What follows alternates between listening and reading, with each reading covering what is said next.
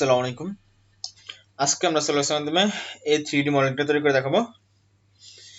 তো চলুন শুরু করা যাক। ফাইল, নিউ, পার্ট সিলেক্ট করে ওকে। সলিউশনটা নতুন ইন্টারফেস ওপেন হলো। আমি এখান থেকে ইউনিটটা দিয়ে দিলাম হচ্ছে millimetre gram in second. Background plane white. এই সেটিংসে গিয়ে ডকুমেন্ট প্রপার্টিস, ইমেজ কোয়ালিটিটা আমি হাই করে দিলাম।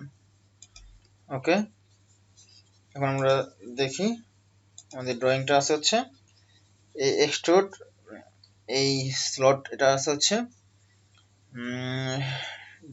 diameter 50, inner radius 10 R center to center distance 25 আর এটা extrude হচ্ছে 35 মিলিমিটার আর এই এজ থেকে এই এজ ডিস্টেন্স হচ্ছে 190, এখান থেকে এটা হচ্ছে তাহলে এটা 50 হবে আর এটার এই বটম এজ থেকে এটার হাইট হচ্ছে 12.5 ইঞ্চ এবং এটা থিকনেস হচ্ছে 10।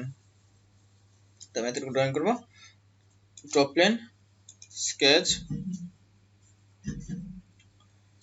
এখান থেকে সেন্টার পয়েন্টস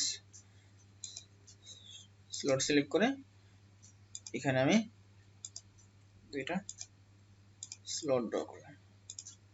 ওকে, এখান থেকে কর্নার রেক্টেঙ্গেল সিলেক্ট করে এই পয়েন্ট থেকে এই পয়েন্ট পর্যন্ত আমি একটা কর্নার রেক্টেঙ্গেল সিলেক্ট করলাম। এখন এই পয়েন্ট এবং এই পয়েন্ট এই দুটো সিলেক্ট করে এখান থেকে মেক কোইন্সিডেন্ট। ওকে, তো এখন আমি স্মার্ট ডাইমেনশন সিলেক্ট করে এই ডাইমেনশনটা দিয়ে হচ্ছে 25,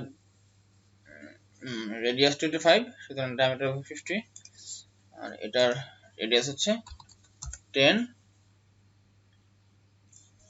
এই সেন্টার থেকে এই সেন্টার ডিস্টেন্স হচ্ছে 25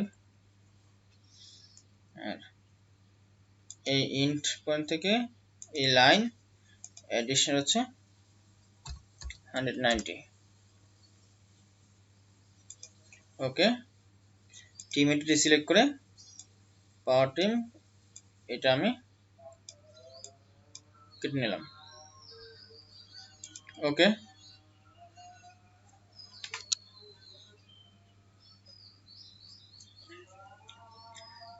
তো স্কেচ থেকে এক্সিট, এক্সট্রুডের বস বেস সিলেক্ট করে আমি 35 মিলিমিটার এক্সট্রুড করব এসে এটা।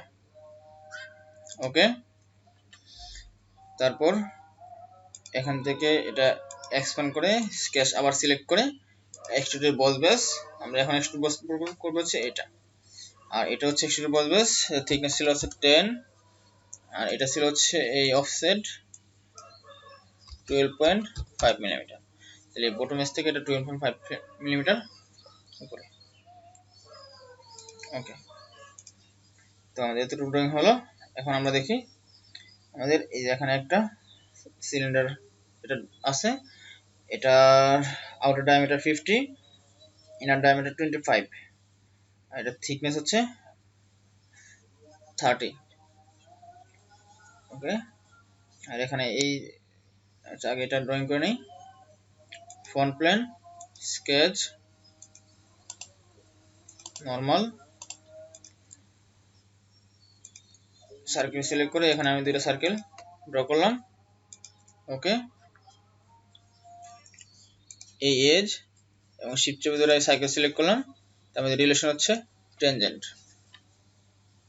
ওকে, স্মার্ট ডাইমেনশন থেকে ডাইমেনশন দিব, এটা ডায়ামিটার হচ্ছে 50, ইনার সার্কেল এর ডায়ামিটার হচ্ছে 25 আর এই সেন্টার থেকে এই ফেস এই সার্কেল ডিস্টেন্স হচ্ছে 55.5। এই সেন্টার থেকে এই ফেস ডিস্টেন্স হচ্ছে 55.5। এক্সিট, তো এক্সট্রুডের বস বেস করব হচ্ছে আমরা 30 মিলিমিটার, আর এটা হচ্ছে প্লেনের ওই পাশে, তাহলে মিড প্লেন বরাবর। ওকে, তো এখন আমরা এই অংশটুকু ড্রয়িং করব। এটা হচ্ছে আমাদের এখানে ফিলেট করা আছে হচ্ছে 8 মিলিমিটার, আর এটা হাইট হচ্ছে 8, এটা থিকনেস হচ্ছে 10। ওকে, তো আবার ফ্রন্ট প্লেন সিলেক্ট করে স্কেচ, নর্মাল, এখান থেকে লাইন সিলেক্ট করে এই পয়েন্ট থেকে ভার্টিক্যাল লাইন ড্রয়িং করলাম। এখান থেকে এতটুকু একটু হাইটে গেলাম আমি, এখান থেকে এখানে একটা লাইন, তারপরে এই পয়েন্টে এটা ক্লোজ করলাম। ওকে, এই এজটা সিলেক্ট করে কনভার্ট দিলে এটা একটা সার্কেল তৈরি হবে এখানে। তো স্মার্ট ডাইমেনশন থেকে আমি ডাইমেনশন দিব, এই হাইটটা হচ্ছে আমার 8,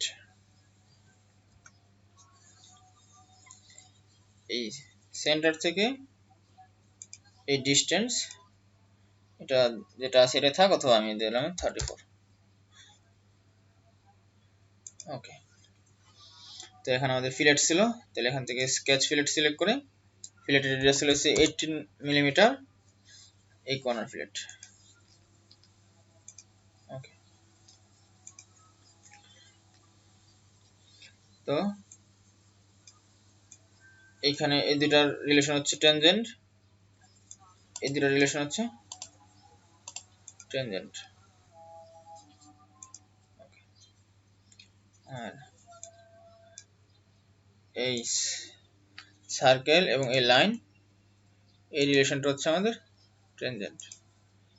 ওকে, তো এই স্কেচটা এখন ফুলি ডিফাইন। টিমিডি সিলেক্ট করে এটা জাস্ট কেটে দেব।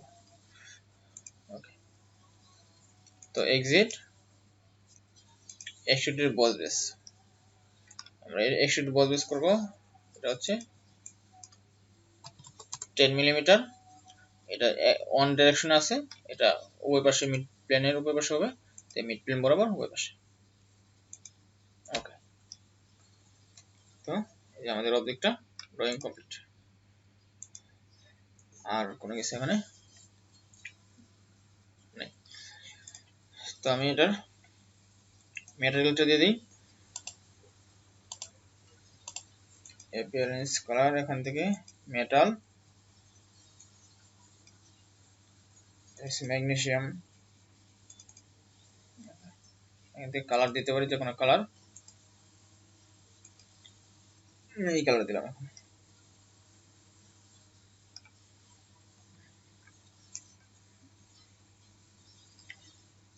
ওকে, তো সলিডওয়ার্কস এর ইন এটা সিলেক্ট করলে এখানে ফটো ভিউ 360 ডিগ্রি দেখাবে, এটা সিলেক্ট করব। এখানে যে রেন্ডার টুলস আমার একটা ওপেন হলো, এখান থেকে ইন্টিগ্রেটেড প্রিভিউ সিলেক্ট করে ক্যামেরা উইথ পার্সপেক্টিভ সেটা সিলেক্ট করব। তো এখন এটার একটা আমাদের ইন্টিগ্রেটেড প্রিভিউ আমাদের দেখাবে। আশা করি ভিডিওটি ভালো লেগেছে, ভিডিওটি কেমন লাগছে তা কমেন্ট করে জানিয়ে দেবেন, আর যদি ভালো লেগে থাকে তাহলে একটি লাইক এবং অবশ্যই শেয়ার করবেন। আর আপনি যদি আমাদের চ্যানেলে নতুন হয়ে থাকেন তাহলে চ্যানেলটি অবশ্যই সাবস্ক্রাইব করে রাখবেন, যাতে পরবর্তী আমরা কোনো ভিডিও আপলোড দিলে চ্যানেলটি খুঁজে পেতে কোনো সমস্যা না হয়। আর পাশে থাকা বেল আইকনটি অন করে দিবেন, যাতে কোনো ভিডিও আপলোড দেওয়ার সাথে সাথে নোটিফিকেশন পেয়ে যান। Thank you for watching.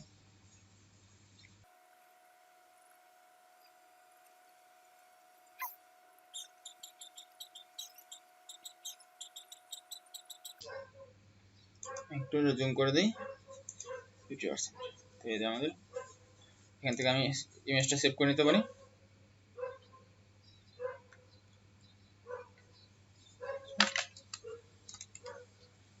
Exercise